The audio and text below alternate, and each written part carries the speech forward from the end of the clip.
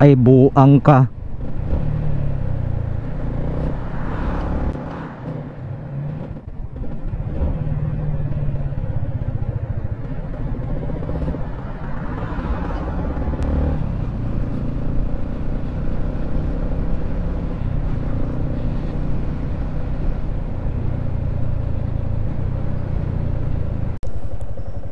Okay guys, no, what is up?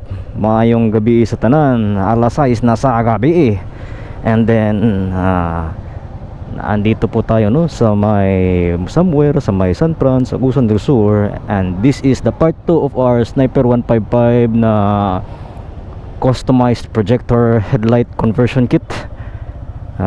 Live test po tayo. So sa ngayon, hindi pa naka-on, no, ang ating ilaw. Mamaya i-on natin. So ito na. Ito po yung stock high beam natin. So no, as you can see, wala talaga tayong makikita nitong stock high beam natin.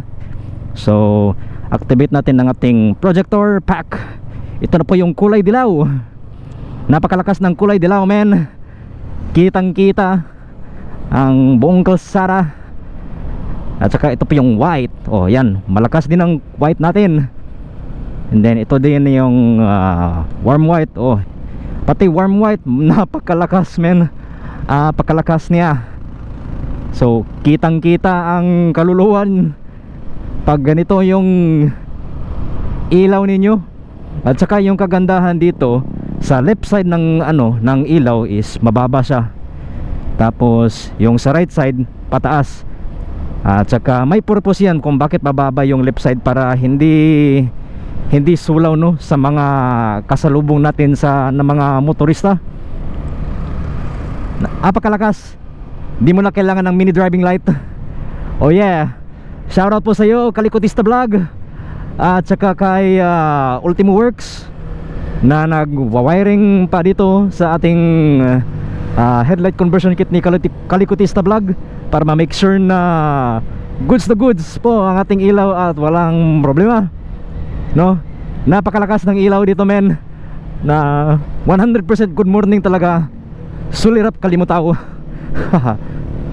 At saka di tayo di tayo mag high beam dito dahil baka mabato pa tayo ng mga kasalubong natin.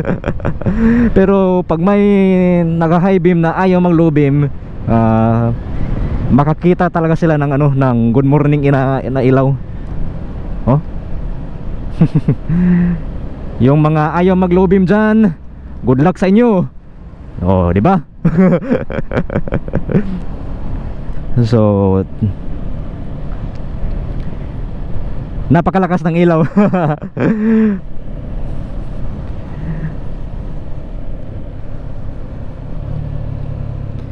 Di mo na kailangan ng mini driving light pag ganito po yung ilaw ninyo. Alright, ito po yung ating short video. Naka-demonstrate tayo sa actual na road performance dahil nandito na po tayo sa sentro ng San Francisco. At saka mag-check-in na tayo sa ating secret na tuluganan. Kung saan tayo matutulog, secret lang dahil it's top secret. Alright, so that's all for now. And